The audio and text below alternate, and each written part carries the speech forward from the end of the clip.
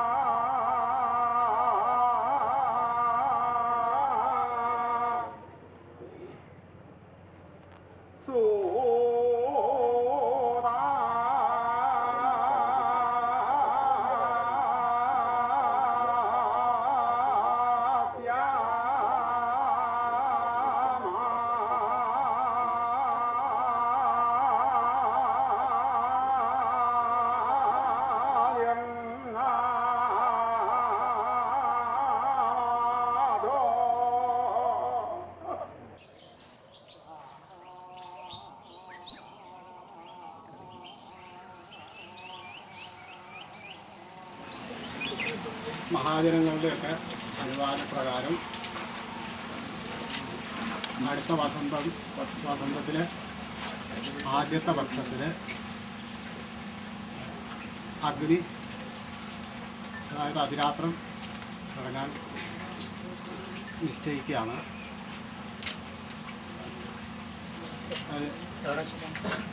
മൂലങ്കോട് എന്നുള്ള സ്ഥലത്ത് യാത്ര സമാധി യാത്രമാരുടെയാണ് അഗ്നി. അത് ധനസഹായം ഒക്കെ ചെയ്യാമെന്ന് പറഞ്ഞിട്ടുണ്ട്. വൈദ്യുതി അപേക്ഷം ഒരു നേതൃത്വത്തിലാണ് ഇത് നടത്താൻ ഉദ്ദേശിക്കുന്നത്. അത് ദക്ഷിണാമൂർത്തിയുടെ മുമ്പിൽ വെച്ചിട്ട് നിശ്ചയിക്കണം എന്നാണ് അതിൻ്റെ ഒരു വിഘ്നവും കൂടാണ്ട് നടക്കാനും ലോകത്തിന് മുഴുവൻ അനുഗ്രഹമാവാനും വേണ്ടി എല്ലാവരും ദക്ഷിണാമൂർത്തിയോട് പ്രാർത്ഥിക്കണം.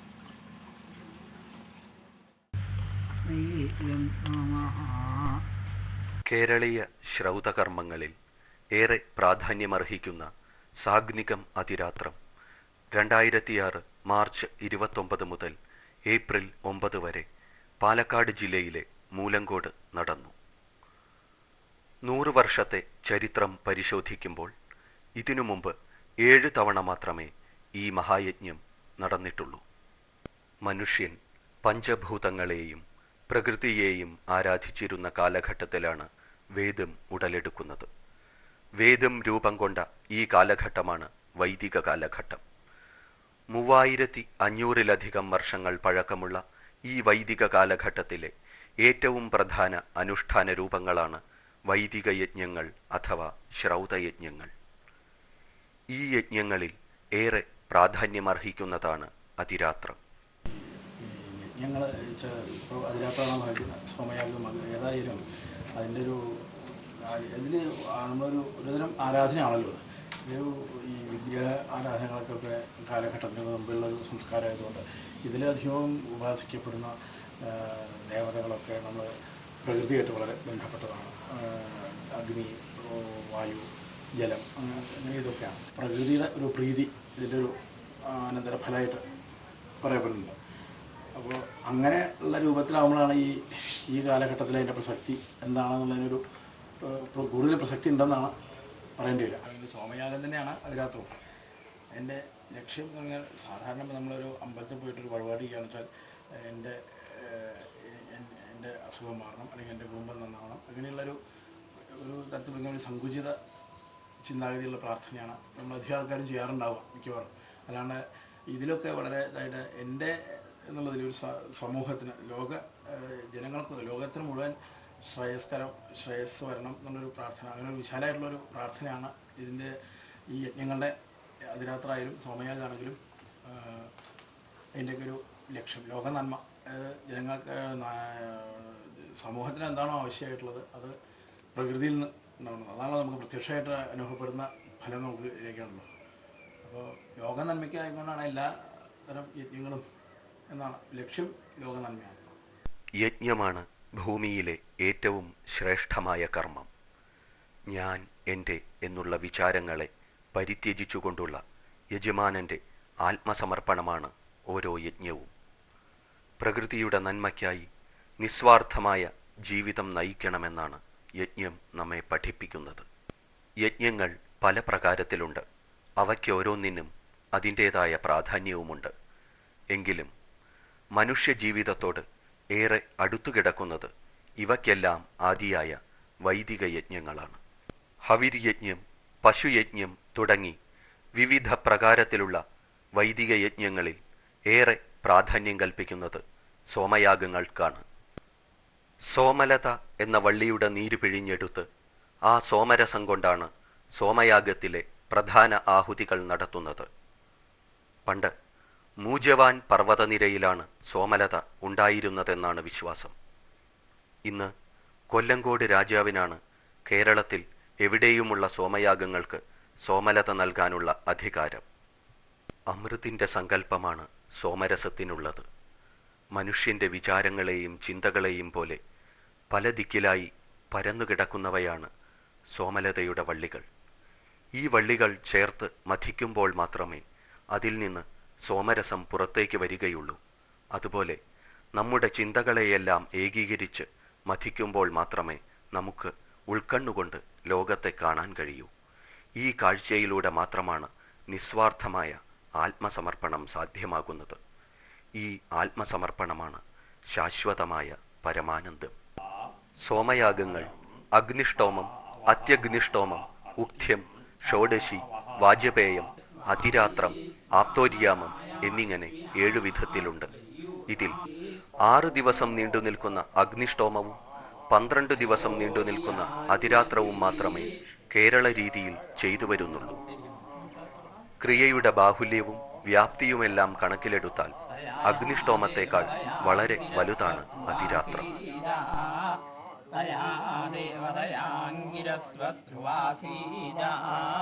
അഗ്നിഷ്ടോമമായാലും അതിരാത്രമായാലും സോമയാഗം തന്നെയാണ്. ഈ യജ്ഞങ്ങൾ പലതരത്തിലുണ്ട്. ഹവിര്യജ്ഞം, സോമയജ്ഞം, അങ്ങനെ. അതിൽ ഏറ്റവും ശ്രേഷ്ഠമായിട്ടുള്ളതാണ് സോമയാഗങ്ങൾ. അതിന് 3 സമ്പ്രദായങ്ങളുണ്ട്. ഏകാഹം, അഹീനം, സത്രം, അങ്ങനെ. അതിൽ ഏകാഹങ്ങളിൽ തന്നെ 7 വിഭാഗങ്ങളുണ്ട്. അതിൻ്റെ സോമയാഗങ്ങളിൽ ഏറ്റവും പ്രകൃതിയായിട്ടുള്ളൊരു സമ്പ്രദായമാണ് അഗ്നിഷ്ടോമം. അതിൻ്റെ കുറച്ചും കൂടി വിപുലീകരിച്ചൊരു ഇതാണ് അതിരാത്രം. അഗ്നിഷ്ടോമം ചെയ്ത സോമയാജിക്ക് മാത്രമേ അതിരാത്രം ചെയ്യാൻ അർഹതയുള്ളൂ. കവപ്പുറമാറത്ത് ശങ്കരനാരായണൻ സോമയാജിപ്പാടായിരുന്നു ഈ അതിരാത്രത്തിന്റെ യജമാനൻ.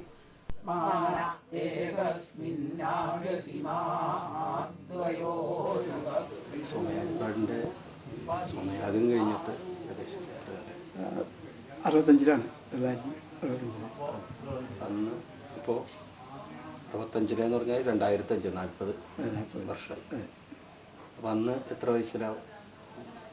37 ഞാൻ എൻ്റെ ഡേറ്റ് ഓഫ് ബർത്ത് ആയി. 1937-ലാണ്. 37, 47, 57, 67, 28. അപ്പോൾ വളരെ ചെറുപ്പത്തിലാണ്. എന്നിട്ട് വളരെ ഒരു നീണ്ട കാത്തിരിപ്പിന് ശേഷമാണ് ഇപ്പോൾ അതിരാത്ര ചെയ്യുന്നത്. തൃശ്ശൂര് കൊണ്ടുവച്ചുള്ള യാഗത്തിന് അന്ന് ഞാനായിരുന്നു ചെയ്യാൻ ഉദ്ദേശിച്ചിരുന്ന ആൾ. അപ്പം അന്ന് എനിക്കൊരു വില വന്നിട്ട് മുടങ്ങാണ്ടായിരുന്നു. സാഗ്നികം എന്നാൽ അഗ്നിയോട് കൂടിയത് എന്നാണ് അർത്ഥം. അഗ്നി എന്ന വാക്കുകൊണ്ട് ഇവിടെ ഉദ്ദേശിക്കുന്നത് 1000 ഇഷ്ടികകൾ കൊണ്ട് 5 നിലയായി പടുത്ത യജ്ഞവേദിയെയാണ്. ഈ യജ്ഞവേദി ചിതി എന്ന പേരിലാണ് അറിയപ്പെടുന്നത്.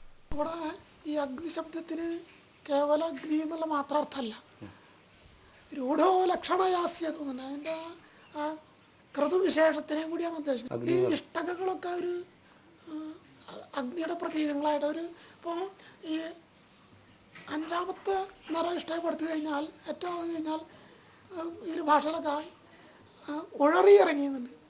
പിന്നെ അവിടെ ഒരു നിമിഷം പോലും ഇരിക്കാൻ പറ്റില്ല. അത് ചുട്ടുപഴുത്ത് ഇരിക്കുന്നൊരവസ്ഥയാണ്. അതിൽ മനുഷ്യൻ ഇരിക്കാൻ സാധിക്കില്ല, മനുഷ്യൻ തേച്ചു പോകും.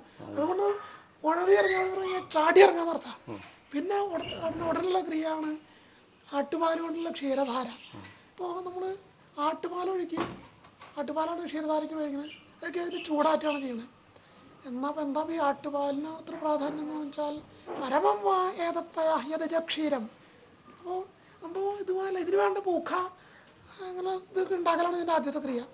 പിന്നെ പ്രവർഗ്ഗത്തിന് വേണ്ടുന്ന മഹാവീര അങ്ങനെയുള്ള മണ്ണിൽ ചുട്ടെടുക്കുന്ന സാധനങ്ങളൊക്കെ ആദ്യം അത് ചൂടാൻ ആട്ടുപാലാണ് ഒഴുക്കുന്നത്. അത് എന്നാൽ വേറെ മറ്റൊരു വസ്തുക്കളെ കൊണ്ട് ചൂടാറ്റി കഴിഞ്ഞാൽ ചിലപ്പോൾ അതിൻ്റെ ഉറപ്പിനെ ബാധിക്കായിരിക്കും എന്ന് എനിക്ക് തോന്നുന്നു.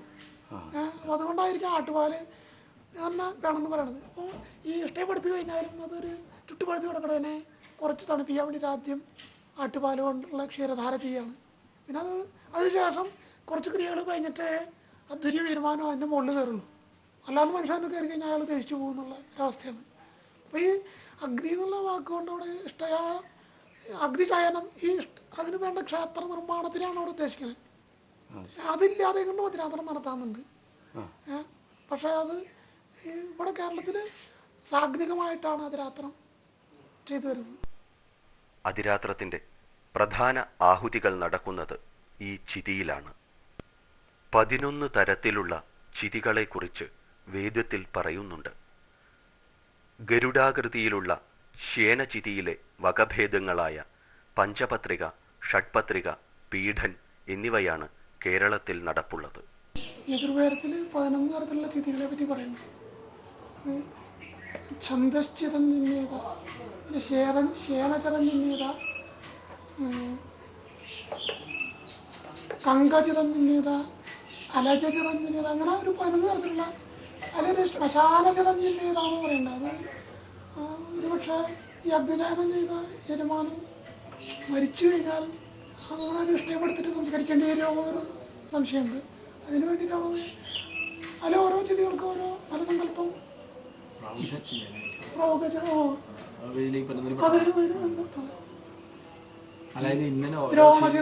ദ്രോണചിതി അങ്ങനെ വേറെ പറയണത്. അതല്ലാണ്ട് വേറെ ഉണ്ടോന്ന് അറിയില്ല. ഇവിടെ ശയനചിതിയാണല്ലോ ഉപയോഗിക്കുന്നത്. സങ്കല്പം അല്ലെങ്കിൽ എന്താണ്? അതെ, ശയനചിതഞ്ജലി സ്വർഗകാമ. അതിൻ്റെ ഈ അതിരാത്രത്തിന് ഒരു 3-ാം ദിവസത്തെ ക്രിയയിൽ ഒരു യജമാനൻ ആകൃതി ഫലസങ്കല്പം ചെയ്യുന്നതാണ്. അത് സ്വർഗകാമ ശയനചിതഞ്ജേഷി എന്നാണ്. അതാണ് ശയനചിതഞ്ജലിയിലെ സ്വർഗകാമ. അവിടെ ശയനോ വൈ വയസാമ്പതിഷ്ഠ. അപ്പോൾ ഈ പക്ഷികളിൽ വെച്ച് ഏറ്റവും ശ്രേഷ്ഠനായിട്ടുള്ളത് ഗരുഡനാണല്ലോ. ശയനയോ ഭൂത്വ സ്വർഗം പദ്ധതിയാണ്. യജമാനൻ ഒരു പക്ഷി എന്താ ഗരുഡൻ്റെ അവസ്ഥയെ പ്രാപിച്ച് സ്വർഗത്തിലെത്തുന്നോ അങ്ങനെയൊക്കെ ഒരു സങ്കല്പമുണ്ടോ അറിയില്ല. സ്വർഗമാണ്. അപ്പോൾ അങ്ങനെ ഒരു സ്വർഗ ഫലസങ്കല്പമാണ്. കേരളത്തിൽ 3 തരമാണ് ചിരിയുള്ളത്. ഒന്ന് പീഠൻ, പിന്നെ പഞ്ചപത്രിക, ഷഡ്പത്രിക. അതായത് പീഠനാണെന്നുണ്ടെങ്കിൽ ഈ വിങ്സ് ഉണ്ടാവില്ല. വിങ്സ് ഉണ്ടാവില്ല. ശരിക്ക് എല്ലാം അതായത് ഒരു ബാല്യം, ഒരു ചെറിയ പക്ഷിക്കുട്ടി അതിൻ്റെ ചിറക് മുഴുവനും വിരിഞ്ഞുണ്ടാവില്ല. അതാണ്. മറ്റേ ഒരു ശരിക്കും ഒരു യുവാവായിട്ടുള്ള നിലയ്ക്ക്. അപ്പോൾ അതിനുള്ള ഒരു ഇതാണ് ഇപ്പോൾ ഈ പഞ്ചപത്രിക എന്ന് പറയുന്നത്. ഷഡ്പത്രിക എന്ന് പറയുമ്പോൾ അത് തികച്ചും പരിപൂർണ്ണ വളർച്ചയെത്തി ഉള്ള. അതിരാത്രത്തിനുപയോഗിക്കുന്ന ഇഷ്ടികകളും മൺപാത്രങ്ങളും നിർമ്മിക്കുന്നത് പ്രത്യേക രീതിയിലും അളവിലുമാണ്. അതായത് ഇത്രയും തെക്നെസ്സിലുള്ള ഒരു ബ്രിക്സ് ഞങ്ങളുടെ ഇതിലെ ഫാക്ടറിയിൽ ഇതേവരെ ഉണ്ടാക്കിയിട്ടില്ല, ഫസ്റ്റ് ടൈം. പിന്നെ ഇത്രയും വലിയ പീസ് ഉണ്ടാക്കിയിട്ടില്ല. അപ്പം അതൊക്കെ ഞങ്ങൾക്ക് പുതിയൊരു എക്സ്പീരിയൻസ് ആണ്. കുറേ കേൾവിയും കുറേ പരിചയം, പിന്നെ ബൈ എക്സ്പീരിയൻസ് എന്ന് പറയാം. പിന്നെ അന്ന് മറ്റേ വൈദികൻ വന്നപ്പോൾ കുറച്ച് ഞാനൊരു ഐഡിയ ഒക്കെ ചോദിച്ചു. ആളുടെ ഐഡിയയും കൂടി കോർഡിനേറ്റ് ചെയ്തിട്ടാണ് ഇപ്പോഴത്തെ പുതിയ സെറ്റ് പണിതുകൊണ്ടിരിക്കുന്നത്. ആ യൂസ് ചെയ്യുന്നപ്പോൾ കുറച്ച് ഓടവിൻ്റെ കാര്യത്തിൽ ബ്രേക്കേജ് കുറച്ച് കുറഞ്ഞിട്ടുണ്ട്. അവരത് പ്രത്യേകമായിട്ട് പറഞ്ഞു തന്നു. അപ്പോൾ ആ ചോദിച്ചപ്പോൾ ഈ ഇതിനു മുമ്പിൽ നടന്ന യാഗത്തിൻ്റെ കണക്ക് പറഞ്ഞു. സാധാരണ ബ്രിക്സിൻ്റെ മുട്ട് കൂടുതൽ മണൽ ചേർക്കണം എന്നൊരു പ്രോസസ്സാണ് പറഞ്ഞത്. അത് ചേർത്തുകൊണ്ട് അതിൻ്റെ ഗുണം ഉണ്ടായിട്ടുണ്ട്. നമ്മളൊരു എക്സ്പീരിയൻസ് നമുക്ക് കിട്ടിയത്. ആദ്യമായിട്ടല്ലേ ഇപ്പം ഇങ്ങനെ ഒരു പണി ചെയ്യണം? അതെ അല്ലേ? എങ്ങനെ എന്തെങ്കിലും വ്യത്യാസം ഉണ്ടോ? അപ്പം ഈ ഒരു പണി ചെയ്യുമ്പോൾ സാധാരണ പണിയായിട്ട് നിങ്ങളിപ്പോൾ ചെയ്തുകൊണ്ടിരിക്കുന്ന പണിയായിട്ട് വല്ല മാറ്റങ്ങളുണ്ട്. എന്താ ഇതിന് പ്രത്യേകിച്ച് അളവും ഇതൊക്കെ നോക്കുന്നയാള്. മറ്റെന്ന് പറഞ്ഞാൽ ഇതൊക്കെ പണി ഓർഡിനറി ആയിട്ട് പണിയാണ്. ഇതത് പറ്റില്ല. ശ്രദ്ധിച്ച് നല്ലോണം ശ്രദ്ധിച്ച് അളവും നിങ്ങളുടെ അളവും ഇതൊക്കെ കൃത്യമായിട്ട് വരണ്ട. അത് കാരണം ബുദ്ധിമുട്ട് കൂടുതൽ അത് പണിക്ക്. പിന്നെ ഇത്രയും വലിയ വീതിയും കാനുള്ള കട്ടകൾ ഇതുവരെ അടിച്ചില്ല ഞങ്ങള്. ഒരു സ്ഥലത്ത് അടിച്ചില്ല. ഇഷ്ടികകളുടെയും ശാലയുടെയും അളവുകൾ യജമാനന്റെ ഉയരത്തിന് ആനുപാതികമായിട്ടാണ് നിർമ്മിക്കുന്നത്. യജ്ഞത്തിന്റെ ആത്മാവാണ് യജമാനൻ. ശാല ശരീരമാണ്. യോജിച്ച ശരീരത്തിൽ മാത്രമേ ആത്മാവിന് സ്ഥിതി ചെയ്യാൻ സാധിക്കുകയുള്ളൂ.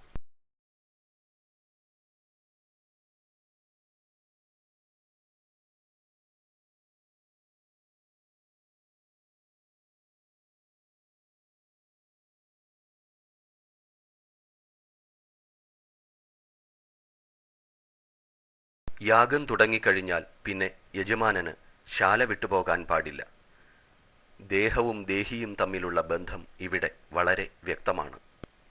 യജ്ഞോപകരണങ്ങളും യജ്ഞശാലയുമെല്ലാം തന്നെ മണ്ണും മരവും ഉപയോഗിച്ചുള്ളതാണ്.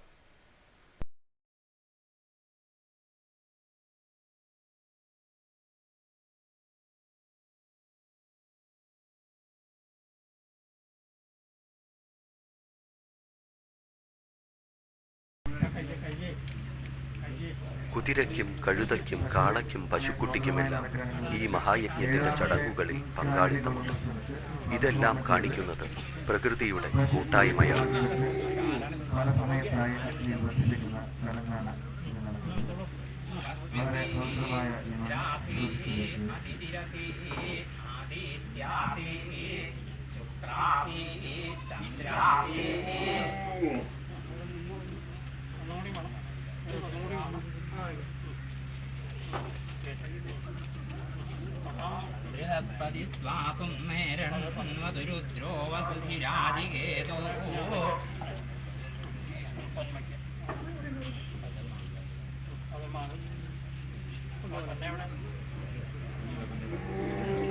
രണ്ട് അരയാൽ കഷ്ണങ്ങൾ ഉപയോഗിച്ചുള്ള അരണി കടഞ്ഞാണ് ഇന്നും അതിരാത്രത്തിനുള്ള അഗ്നി ജ്വലിപ്പിക്കുന്നത്.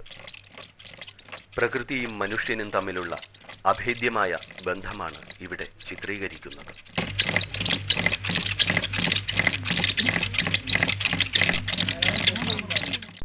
വേദങ്ങളുടെ സംഗമമാണ് അതിരാത്രം. യാഗവും വേദവും അനുപൂരകങ്ങളാണ്. ഋഗ്വേദം യാഗത്തിൻ്റെ വാക്കും, യജുർവേദം കണ്ണും, സാമവേദം പ്രാണനും, അഥർവവേദം മനസ്സുമാണ്. ഋഗ്വേദത്തിനെ ഹോതനും, യജുസിനെ അധ്വര്യവും, അഥർവത്തിനെ ബ്രഹ്മനും, സാമത്തിനെ ഉദ്ഗാതനും പ്രതിനിധീകരിക്കുന്നു. ഇവർക്ക് കീഴിലായി പ്രതിപ്രസ്ഥാതൻ, ബ്രാഹ്മണാച്ഛംസി, മൈത്രാവരുണൻ, പ്രസ്തോതൻ, നേഷ്ടൻ, അഗ്നിധ്രൻ, അച്ഛാവാകൻ, പ്രതിഹാരി, ഉന്നേതൻ, പോതൻ, ഗ്രാവസ്തോതൻ, സുബ്രഹ്മണ്യൻ എന്നിങ്ങനെ 12 ഋത്വിക്കുകളും സദസ്യൻ എന്ന പ്രധാന ഋത്വിക്കും കൂടി 17 പേരാണ് അതിരാത്രത്തിൽ പങ്കെടുക്കുന്നത്. യജ്ഞം തുടങ്ങുമ്പോൾ യജമാനനോടൊത്ത് ഒരേ മനസ്സായി പ്രവർത്തിക്കാമെന്ന് ഇവർ പ്രതിജ്ഞ ചെയ്യുന്നു.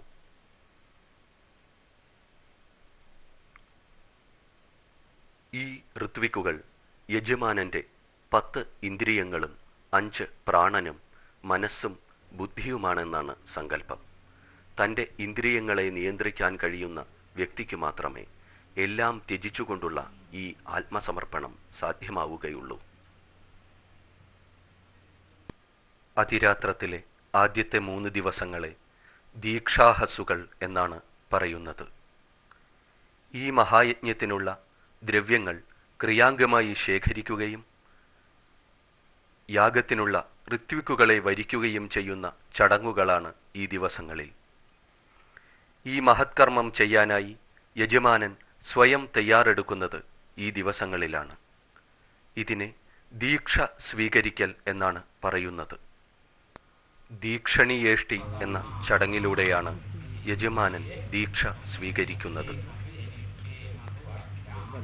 ഈ ദീക്ഷയിലൂടെ യജമാനൻ തൻ്റെ ജീവിതചര്യകൾക്ക് ചിട്ടയും നിഷ്ഠയും വരുത്തുകയാണ്.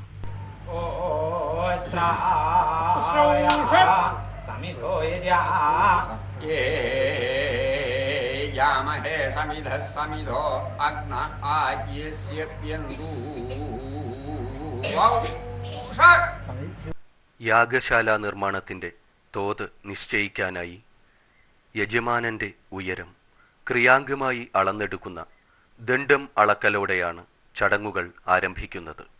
അഗ്നി ജ്വലിപ്പിക്കാനുള്ള ഉഖ എന്ന പാത്രവും ചിതി നിർമ്മാണത്തിനു വേണ്ട ഇഷ്ടികയും നിർമ്മിക്കുന്ന ഉഖാസംഭാരം, പ്രാണനും അപാനനുമായി സമർപ്പിക്കുന്ന വായവ്യം പശു ഇഷ്ടി എന്നീ ചടങ്ങുകൾ നടക്കുന്നു.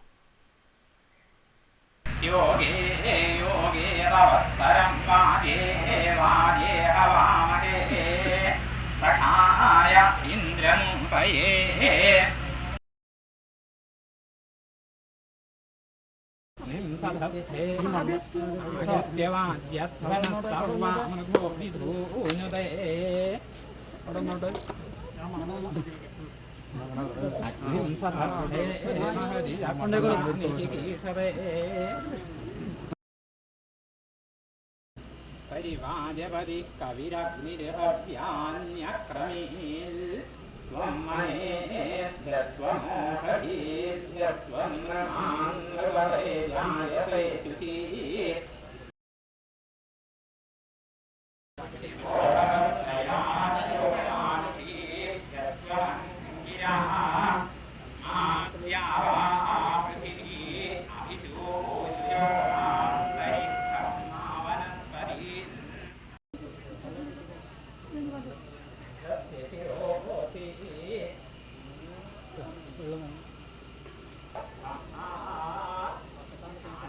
Yeah.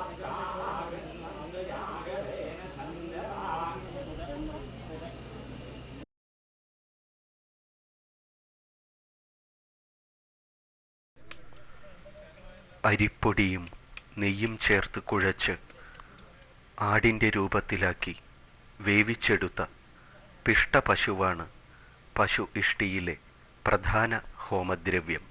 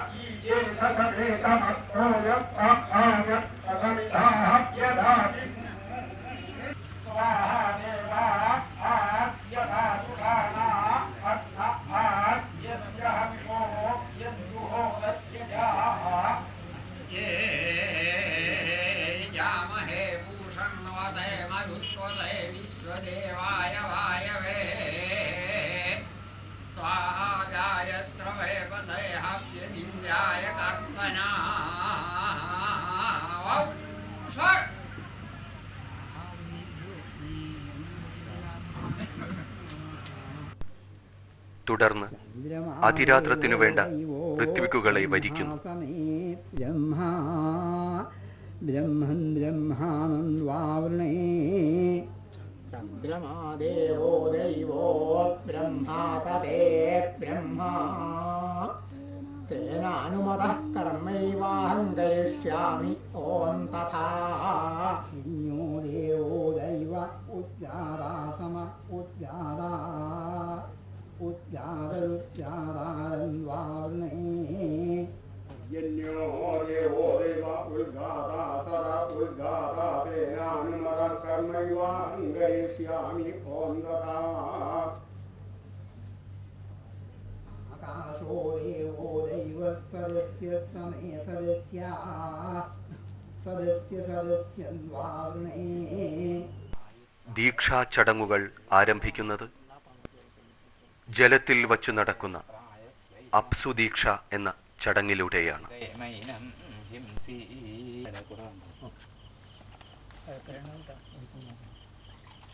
ഈ ചുമല്ലേ വലത്തെ ഭാഗത്ത് പിന്നലിൽ നിന്നിട്ട് അവിടെ നനയ്ക്കുക.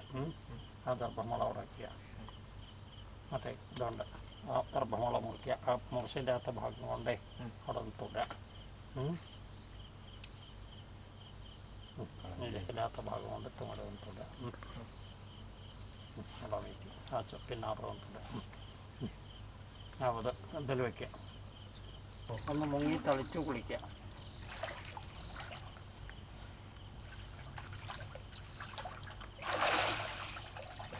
ഇനി രണ്ടാളും ഒപ്പം ഒന്ന് മുങ്ങുക. രണ്ടാളും ഒപ്പം ഒന്ന് മുങ്ങുക കേട്ടോ. ഞങ്ങൾ വന്നോളൂ. തല തുറക്കാൻ അഭിചിരാപൂത അത് തുറച്ചും കിട്ടില്ല.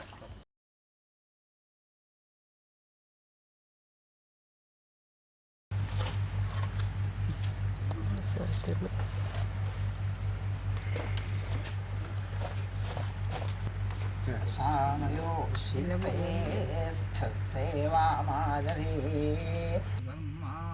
മദിനാവം ജുഹേമാ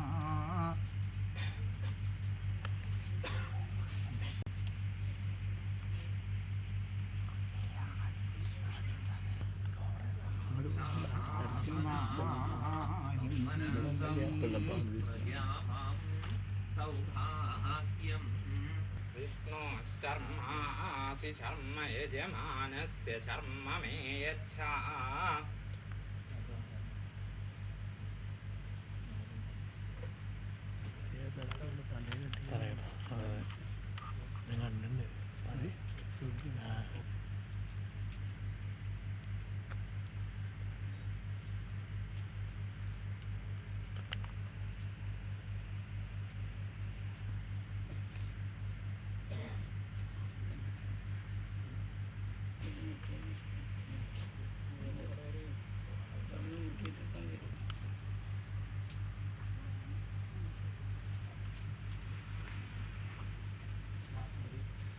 യാദേ ശിരോ വേഷ്ടയാമി ശ്രീയശസേ ബ്രഹ്മവർച്ചസായ ഇന്ദ്രസ്യ യോനിരസി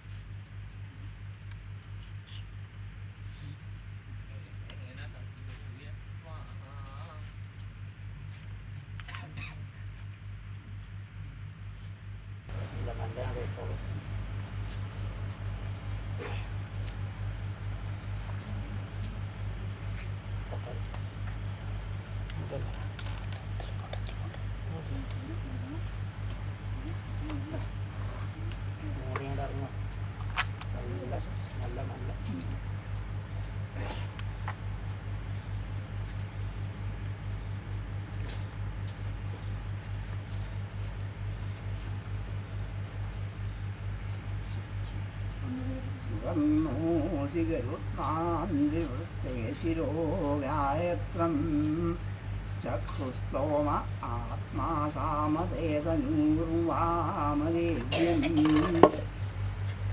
സത്യോജിജ്ഞാനോ വിഹീമിത്രോ അക്ഷരാരോജ ശീവാനിലാവാത്യല്ലാ. യജ്ഞത്തിനാവശ്യമായ ഉപകരണങ്ങൾ ക്രിയാംഗമായി നിർമ്മിക്കുന്ന പ്രവർഗ്യ സംഭാരം, യൂപം കൊള്ളൽ, യാഗശാല അളന്നു തിട്ടപ്പെടുത്തൽ എന്നീ ചടങ്ങുകളും ഈ 3 ദിവസങ്ങളിലാണ് നടക്കുന്നത്.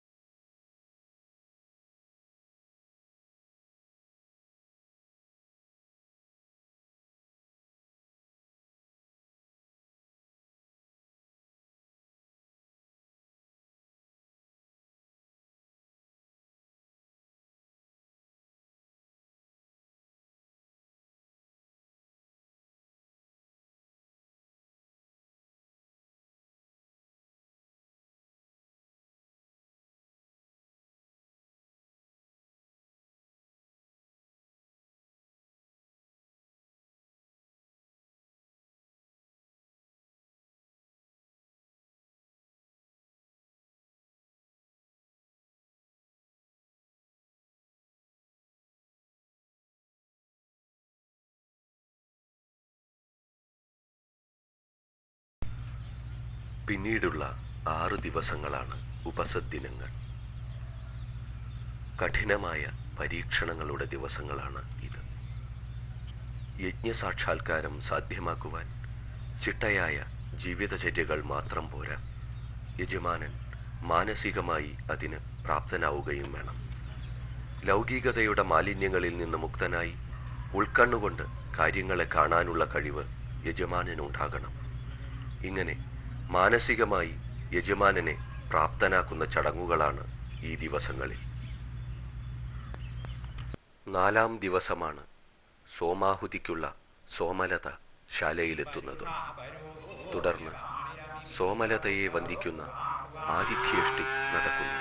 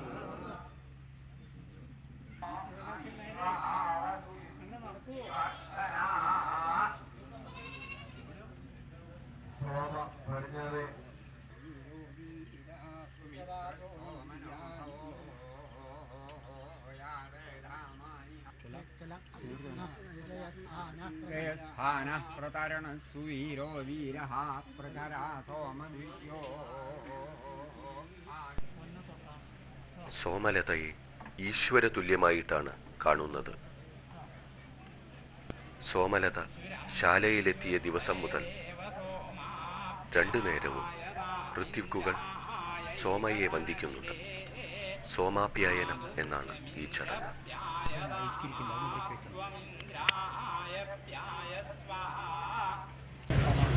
अंशुरं सुष्टे देव सोमाप्यायतामिन्द्रायैकधनविदे मादित्या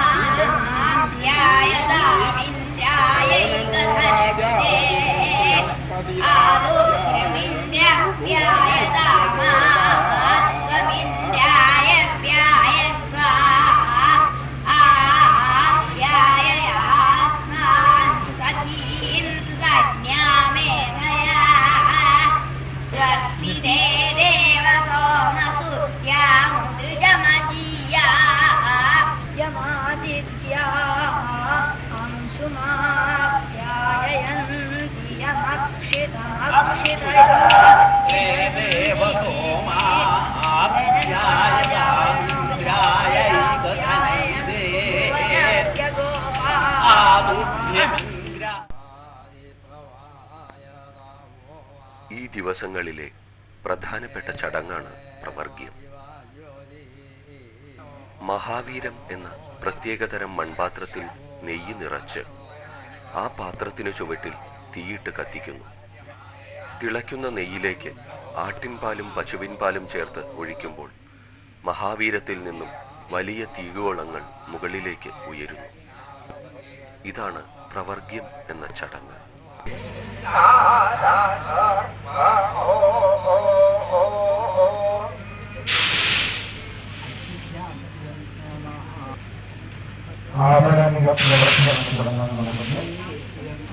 യജമാനനെ മാനസികമായി പാകപ്പെടുത്തുകയാണ് ഈ കർമ്മത്തിലൂടെ.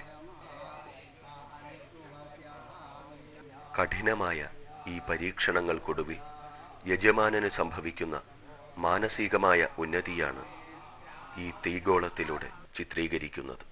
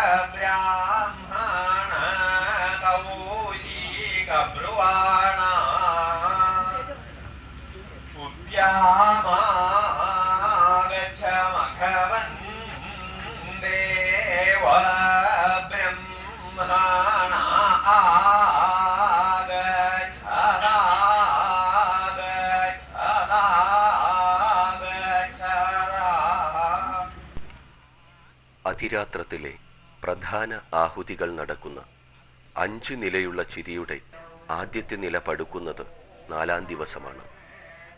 പിന്നീടുള്ള ദിവസങ്ങളിൽ ഓരോ നിലയായി പടുത്ത് 8-ാം ദിവസത്തോടെ 5 നിലയുടെയും നിർമ്മാണം പൂർത്തിയാകുന്നു.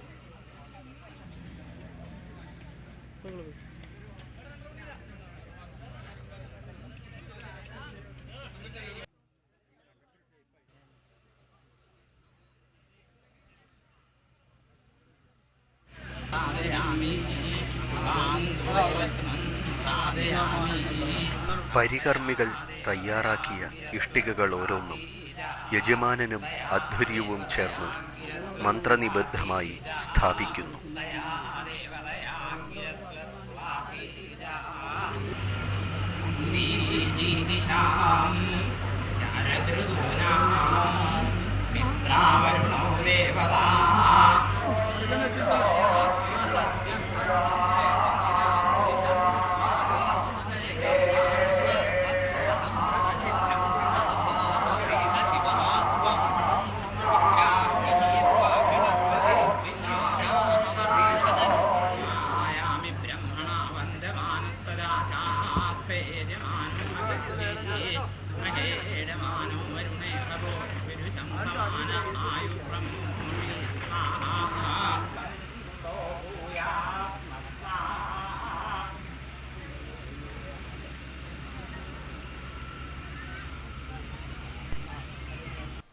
മന്ത്രഭൂതമായി പ്രതിഷ്ഠിച്ച 1000-ത്തിലധികം ഇഷ്ടികകൾ കൊണ്ടുള്ളതാണ് 5 നിലയുള്ള ഈ ഗരുഡശയനം.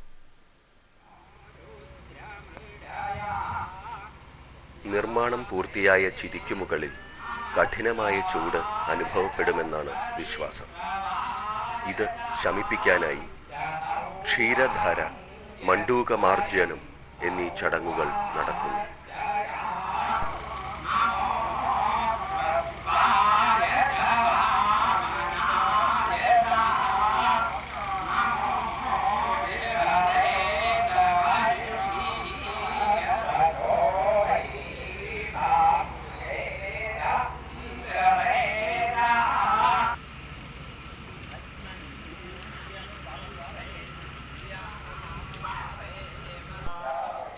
9ാം ദിവസമാണ് ഉത്തരവേദിയിലെ ചിതിയിൽ അഗ്നി ജ്വലിപ്പിക്കുകയും ആ അഗ്നിയെ സോമയും മറ്റു ദ്രവ്യങ്ങളും സമർപ്പിക്കുവാൻ പ്രാപ്തമാക്കുകയും ചെയ്യുന്ന ചടങ്ങുകൾ നടക്കുന്നത്.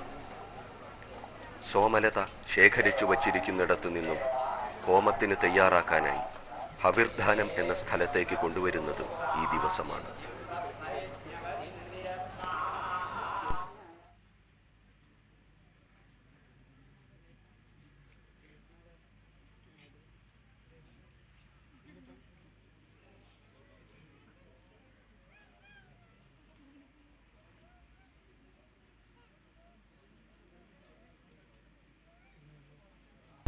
പടിഞ്ഞാറേ ശാലയിൽ നിന്ന് അധ്വര്യു യജമാനനോടും യജമാന പത്നിയോടും യജമാനന്റെ പുത്രപൗത്രന്മാരോടും ചേർന്ന് കൊണ്ടുവരുന്ന അഗ്നി ചിതിയിൽ സ്ഥാപിക്കുന്നു.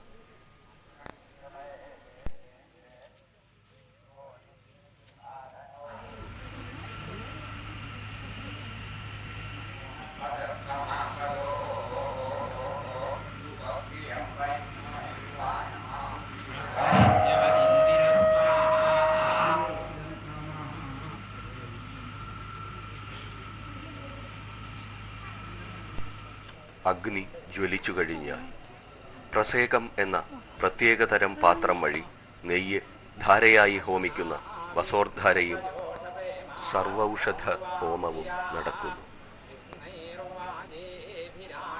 തുടർന്ന് അഗ്നിക്കും സോമനും വേണ്ടി സമർപ്പിക്കുന്ന അഗ്നിശോമിയം പശുഇഷ്ടി നടക്കുന്നു.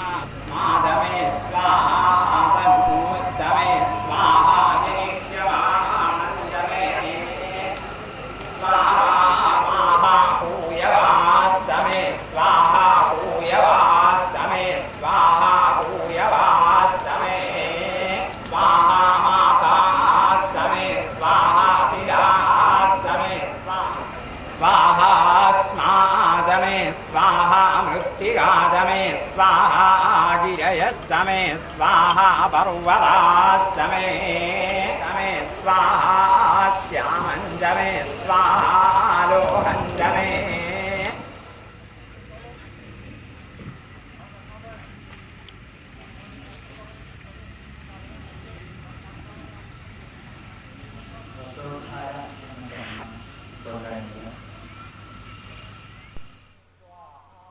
പത്താം ദിവസം മുതൽക്കാണ് സോമാഹുതികളും സ്തുതിശസ്ത്രങ്ങളും അടങ്ങുന്ന യജ്ഞസമർപ്പണം തുടങ്ങുന്നത്.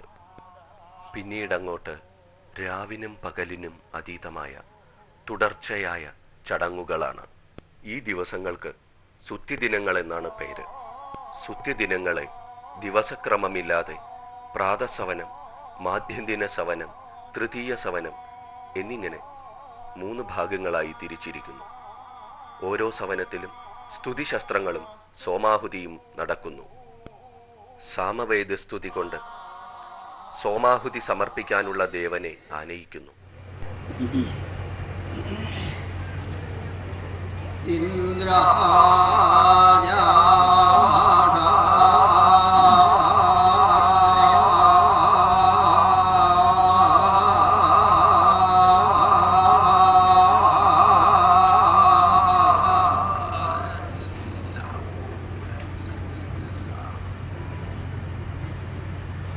Oh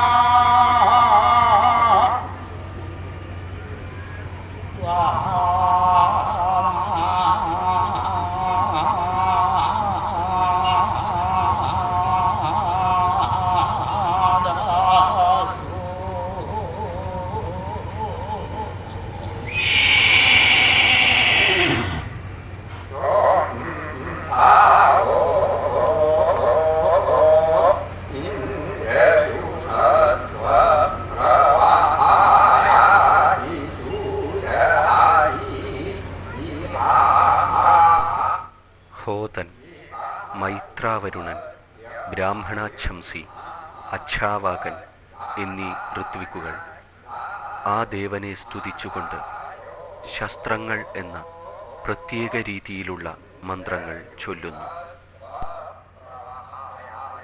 ശസ്ത്രങ്ങളുടെ അവസാനം അധ്വര്യവും പ്രതിപ്രസ്ഥാതനും ആ ദേവനായി സോമരസം സമർപ്പിക്കുന്നു.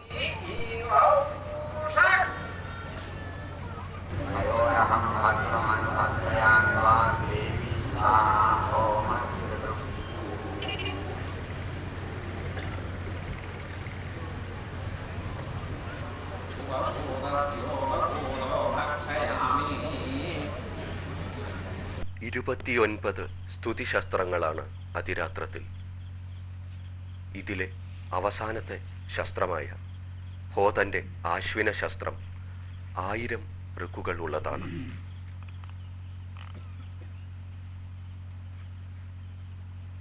3.5 മണിക്കൂർ തുടർച്ചയായാണ് ഇത് ചൊല്ലിത്തീർക്കുന്നത്.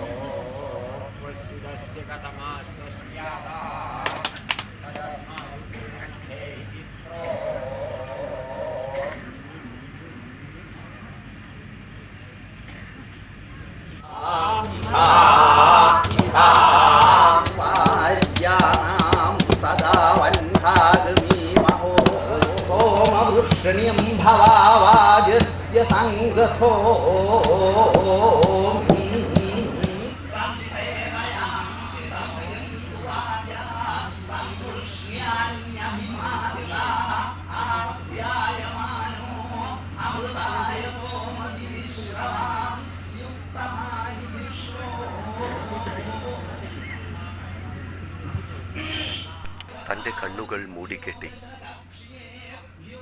സോമലത ഇടിച്ചു പിഴിയുന്ന കല്ലിനെ സ്തുതിക്കുന്ന ഋത്വിക്കാണ് ഗ്രാവസ്തോതൻ. ദുഃഖത്തിൻ്റെ പ്രതീകമാണ് ഈ കല്ല്. എനിക്ക് ദുഃഖം തരൂ, എങ്കിലേ ബാഹ്യമായ എൻ്റെ ഈ കണ്ണുകൾ അടഞ്ഞ് ഉൾക്കണ്ണുകൊണ്ട് എനിക്ക് ലോകത്തെ കാണാൻ കഴിയും. ഇതാണ് ഗ്രാവസ്തോതൻ്റെ പ്രാർത്ഥന.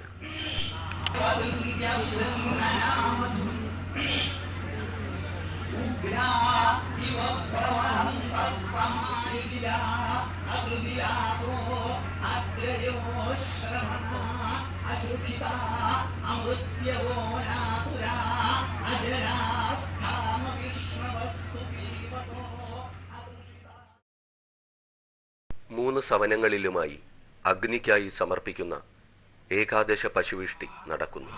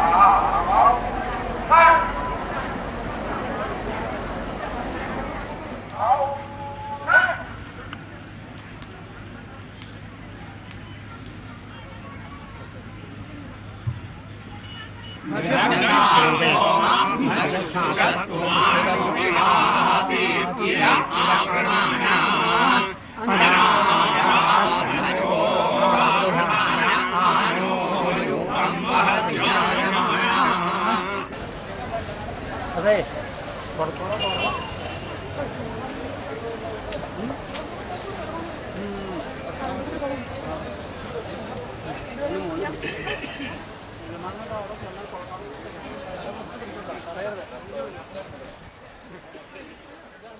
തൃതീയ സവനം കഴിയുന്നതോടെയാണ് അവഭൃഥ സ്നാനം. ഇത് ദീക്ഷ അവസാനിപ്പിക്കലാണ്. ഈ ദീക്ഷ ആരംഭിക്കുന്നതും ജലത്തിലാണ്. ആദ്യം നടന്ന അപ്സുദീക്ഷയിലൂടെ.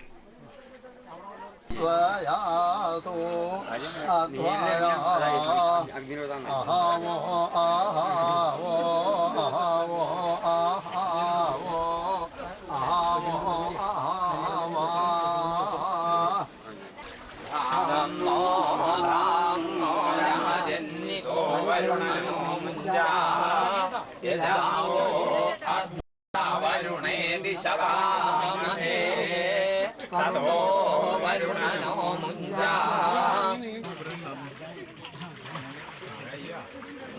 ഞങ്ങളുടെ ഇറങ്ങോളൂ കോട്ടയണ്ട കലക്ക് അവിടെ കളഞ്ഞോളൂ ആ കലക്ക്.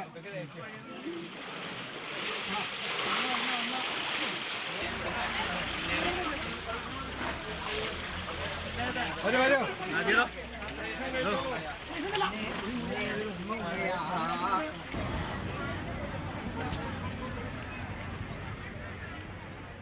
അവഭൃഥ സ്നാനം കഴിഞ്ഞ് ഉദയിനിയേഷ്ടിക്കും മൈത്രാവരുണി പശുവിഷ്ടിക്കും ശേഷം യാഗശാല അഗ്നിക്ക് സമർപ്പിക്കുന്നു.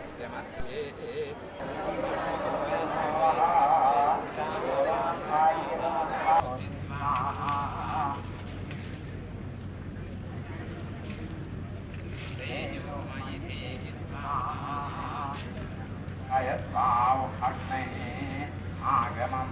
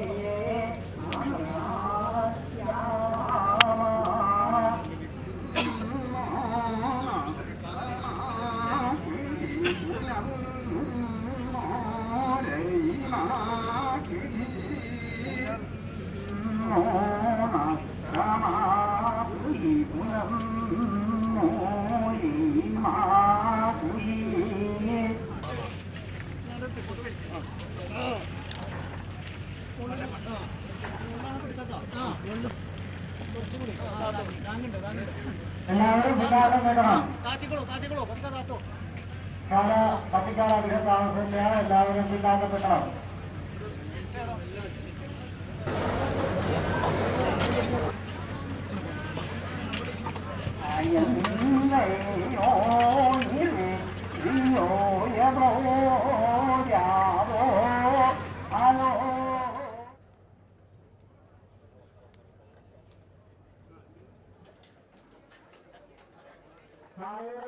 എല്ലാവരും പിന്നാക്കം പോകണം. സാമൂഹിക ഉള്ളിലുള്ളത് വളരെ വേഗം പുറത്തേക്ക് പോകണം.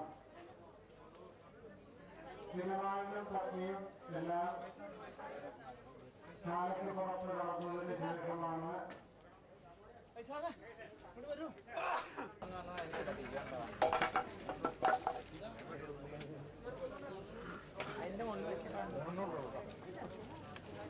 മറ്റേ കത്തിക്കാനപേക്ഷ നല്ല ഒരു കാര്യങ്ങളൊന്ന് കഴിഞ്ഞ് അത്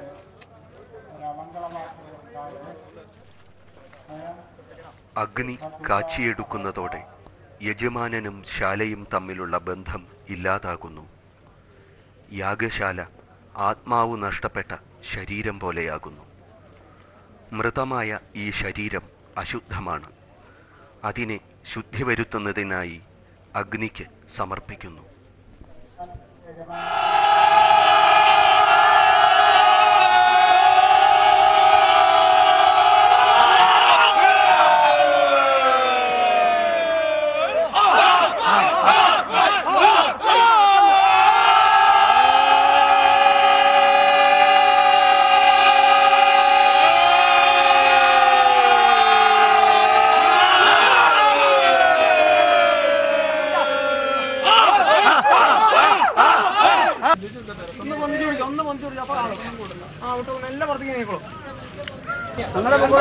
ഇവിടേക്ക് ഒരാൾ പോകാൻ മതി.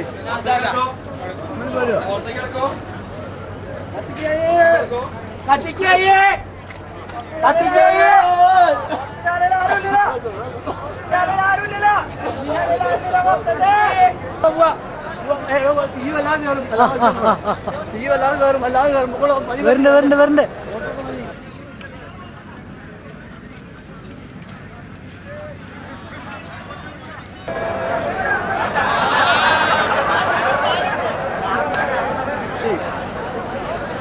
ചെവിട്ട് പേര് വിട്ടരുത്, ചെവിട്ട് പേര് വിട്ടരുത്.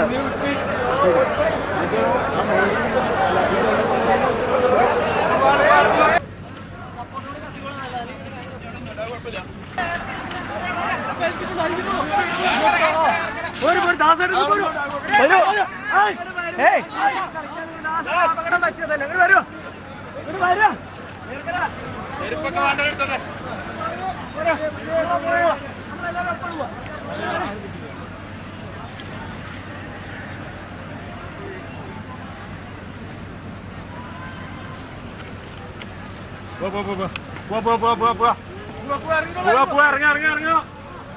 ഉള്ളിലിറങ്ങോ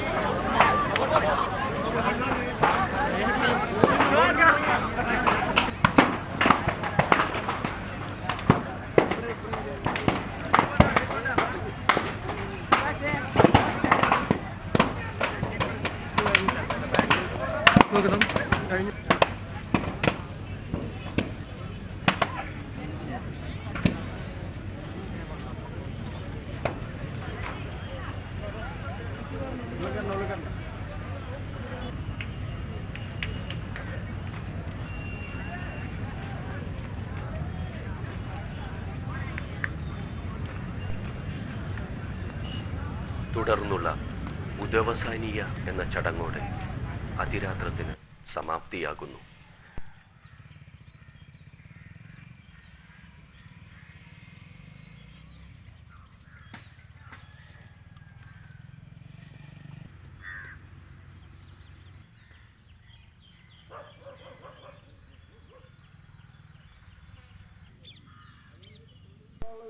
നിരവധി വ്യക്തികളുടെ കഠിനമായ തപസ്സും പരിശീലനവും കൊണ്ടാണ് ഒരു അതിരാത്രം സാക്ഷാത്കരിക്കപ്പെടുന്നത്.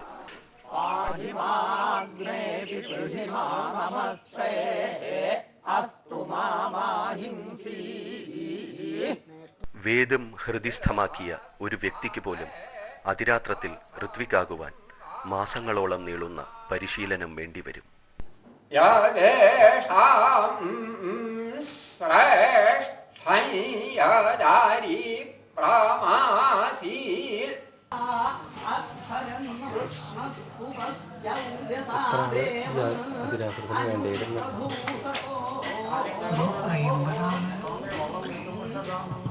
വേണ്ടി വരും, ഇല്ലാണ്ട് കഴിയില്ല.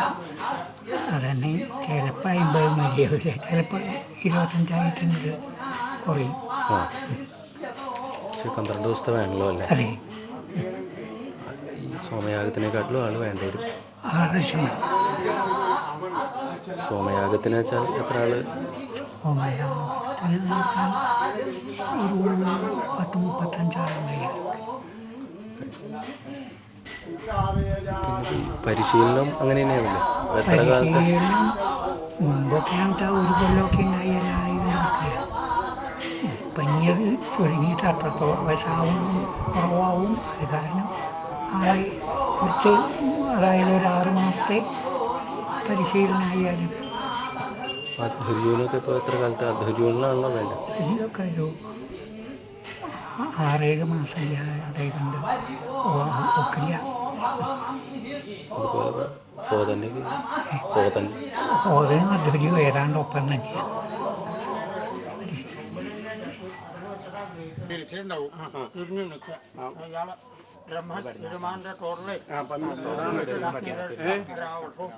ഇതിന് ശരിക്കും സ്വയമായിട്ട് ചെയ്യാറാവുക, അല്ലെങ്കിൽ മറ്റ് കഴിഞ്ഞതും പല സഹായം ഒഴിവാക്കിക്കൊണ്ട് ചെയ്യാറാവുക, നന്നായിട്ട് ചെയ്യാന്നൊക്കെ പറഞ്ഞാൽ ഒരു 6 മാസം 7 മാസത്തെ പരിശീലനം നല്ലോണം വേണം. മന്ത്രമൊക്കെ ശരിക്ക് കൈകാര്യം ചെയ്യാൻ പറ്റുന്ന വ്യക്തിയാണെങ്കിൽ. അല്ലാത്താണെങ്കിൽ ഒരു കൊല്ലം ഒക്കെ വേണ്ടി വരും. ശ്രൗതരംഗത്തെ കേരളീയ ശൈലിക്ക് വളരെയേറെ പ്രാധാന്യമുണ്ട്. ക്രിയകൾ അനുഷ്ഠിക്കുന്നതിലെ നിഷ്ഠയും ചിട്ടയും ഉച്ചാരണത്തിനും സ്വരത്തിനും അക്ഷരത്തിനുമുള്ള പ്രാധാന്യവും വളരെ ശ്രദ്ധേയമാണ്. അറിവുള്ള ആചാര്യന്മാർ വളരെ കുറവായതും ഉള്ളവരുടെ പ്രായാധിക്യവും കൊണ്ട് നാശോന്മുഖമായി തീർന്ന ഉദാത്തമായ ഒരു യജ്ഞരീതിയുടെ പുനരുജ്ജീവനമാണ് ഇവിടെ കണ്ടത്.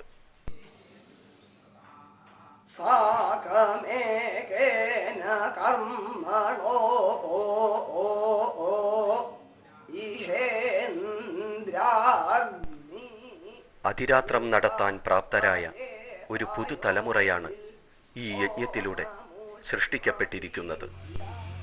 ആവൃതേ സോമപീതയോ ഇന്ദ്രം സോമസ്യ പീതയേ സ്തോമൈരിഹ ഹവാമഹേ. ഈ യജ്ഞസാക്ഷാത്കാരത്തിന് വഴിയൊരുക്കുകയും അതിരാത്രത്തിനു വേണ്ട സാമ്പത്തിക സഹായം നൽകുകയും ചെയ്തത് ബാംഗ്ലൂർ ശോഭ ഡെവലപ്പേഴ്സ് ചെയർമാൻ ശ്രീ PNC മേനോനാണ്.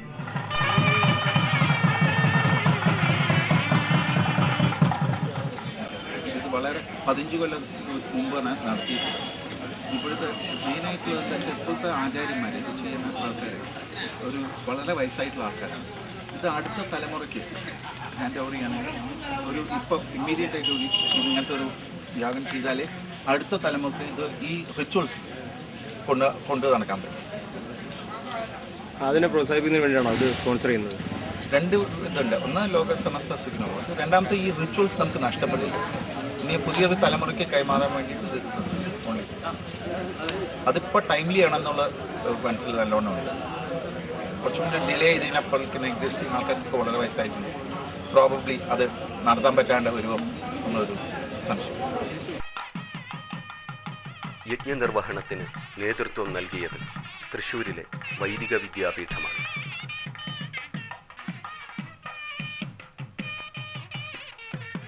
ഒരു യജ്ഞശൈലിയുടെ സംരക്ഷണം എന്നതിലുപരി ഇത്തരത്തിലുള്ള ശ്രൗതയജ്ഞങ്ങൾ കാലഘട്ടത്തിൻ്റെ ആവശ്യമാണ്. കൂടുതൽ പ്രസക്തി ഉണ്ടെന്നാണ് പറയേണ്ടി വരിക. കാരണം ഈ പ്രകൃതി ക്ഷോഭങ്ങളൊക്കെ ഇപ്പോൾ ലോകത്തിൽ പല വിധത്തിൽ പല ദിക്കിലും പല ഇതിലും വളരെ ശക്തമായിട്ട് ഇടയ്ക്കിടയ്ക്ക് സുനാമി പോലെയുള്ള കാര്യങ്ങളൊക്കെ ധാരാളം ഉണ്ടാകുമ്പോൾ അവർ പ്രകൃതിക്ഷോഭം, അതായത് നമ്മുടെ മനുഷ്യൻ്റെ കഴിവിന് ഇടയ്ക്ക് ഇതിനേക്കാളൊക്കെ ഒരു അതീതമായിട്ടൊരു ശക്തി ഉണ്ടെന്ന് നമ്മളെ ഓർമ്മിപ്പിക്കുകയാണോ എന്ന് തോന്നും ഈ ഇതിങ്ങനെ ഇടയ്ക്കിടയ്ക്ക് ഇടപെട്ടുണ്ടാകുമ്പോൾ. അപ്പോൾ അതിൽ നിന്നൊക്കെ മനുഷ്യശക്തി കൊണ്ട് ഇതിൽ നിന്നൊക്കെ ഒരു രക്ഷ നേടാൻ പറ്റാത്ത ഒരു ഘട്ടത്തിലാണല്ലോ നമ്മൾ ഇത്തരം ദൈവിക വഴിക്ക് ആധ്യാത്മിക വഴിക്കൊക്കെ ചിന്തിക്കും. അങ്ങനെ ചിന്തിക്കുമ്പോൾ ഇപ്പോൾ ഏറ്റവും പ്രസക്തിയുള്ള ഒരു കാലഘട്ടമാണെന്നാണ് പറയേണ്ടി വരിക. ഞാൻ എൻ്റെ എന്നുള്ള വിചാരങ്ങളില്ലാതെയുള്ള ആത്മസമർപ്പണമാണ് ഓരോ യജ്ഞവും. പ്രകൃതിക്ക് വേണ്ടി നടത്തുന്ന യജ്ഞമായി തീരട്ടെ നമ്മുടെ ഓരോ ജീവിതവും. നമുക്കെല്ലാം അതിൻ്റെ യജമാനന്മാരാകാൻ കഴിയട്ടെ. നീലകണ്ഠ ശർമ്മണോ നാത്താ